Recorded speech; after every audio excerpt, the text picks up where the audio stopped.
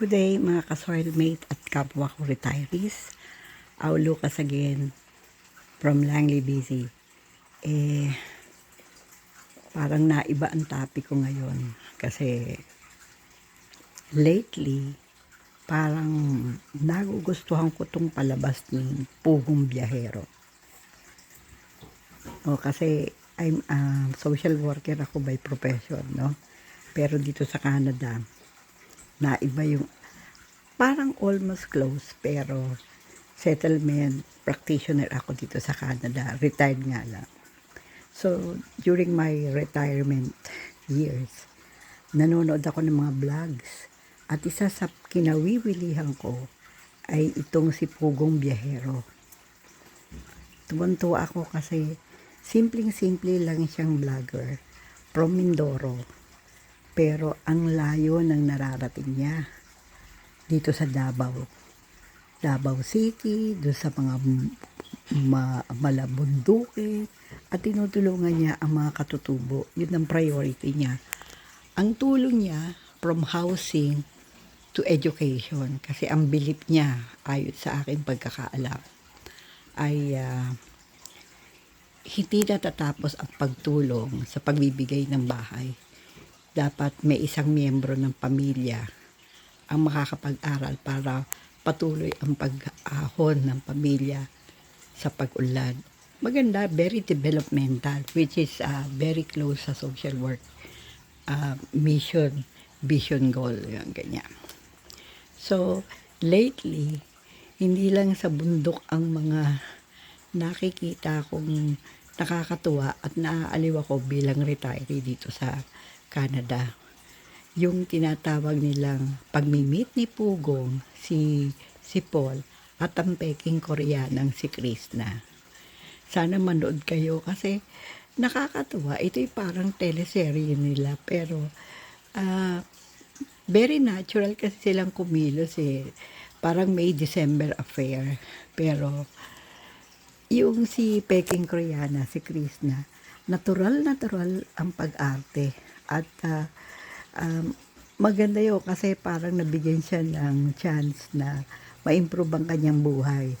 Slowly, but dumadami ang fans niya at natututo na rin siyang mag-vlog. Mas marami pa nga siyang followers kaysa sa akin at subscribers. Ngayon, sana para makatulong tayo sa misyon ni Pugong Biyahero at ang kanyang mga disipulo o ang kanyang ka-teammate, sana manood din kayo ng Pugong Biyahero, lalo yung teleserye niya para maaliw kayo. Ang ginagamit nilang salita ay dialect ng mga taga Davao at Cebuano in particular, at saka yung lingwahe ng katutubo at Tagalog and English. Kaya makaka-relate kayo. So, makikita nyo dito ang life sa bundok na meron din palang mga taga-baba ang nagsisika para matulungan. They don't rely on the government. They do their own part. Pero ang dami niyang napabahayan, napapag-aral sa Maynila at doon sa mga probinsya at kalapit. Merong pagbibigay. Parang sa social work, it's dole out. Pero nagbibigay siya kasi yun ang primary needs nila, pagkain, lalo sa bundok, walang isda. So, bibigay siyang isda, bigas, whatever, mga damit. Ang nakakatuwa, ang mga OFWs o yung mga naninirahan sa abroad ay nagbibigay, nagpapadala ng mga tulong tulad ng damit, pagkain, ganyan.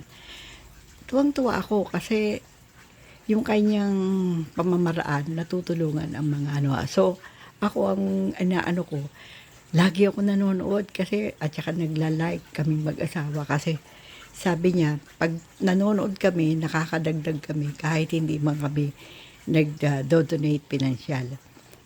So, patuloy kaming nanonood ng mag-asawa. Minsan, naabot nga kami ng 4:00 ng madaling araw para panoodin lahat ng mga patingin sa kanya. Kasi hindi lang siyang nagpa-vlog eh. Tinuruan niya lahat ng kanyang mga kasama sa misyon na mag-vlog para they themselves ay kumita. Meron din siyang staff house na kagagawa lang. Nakakatuwa. Simula nang nag-umpisahan, hinukay ang lupa, nanood kami. Kasi sabi namin, sa bawat panonood namin, makakatulong kami kahit hindi kami nagdadala.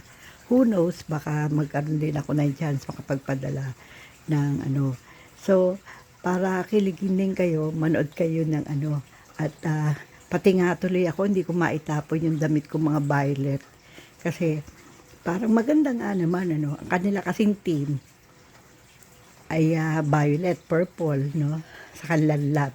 At meron susunod na kabanata na gagawin sa February 14.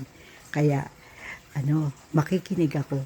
Manonood ako hanggang sa ako'y minsan na, maski ako mag-isa nanonood, pagtulog pa si Rene, yung husband ko, natatawa ako eh. So, napapaligaya ko naman yung sarili ko. At the same time, nakakatulong kasi it gives them, additional hours at additional likes. Kahit ilang beses ko panoorin sa buong maghapon.